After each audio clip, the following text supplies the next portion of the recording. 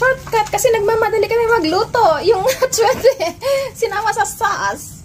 Frozen puso dahil wala siyang puso talaga. Matigas na puso ng saging. I thought...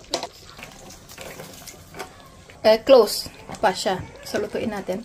Tapos, matagal ba yung ano? Ay, pwede nang ilagay. So, diba? Yum. Saan ka nakakita ng ganyan?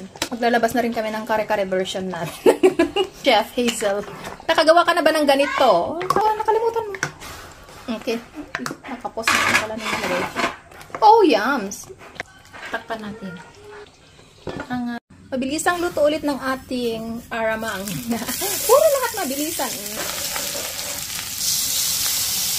Ang overload na. Bawang. Ala!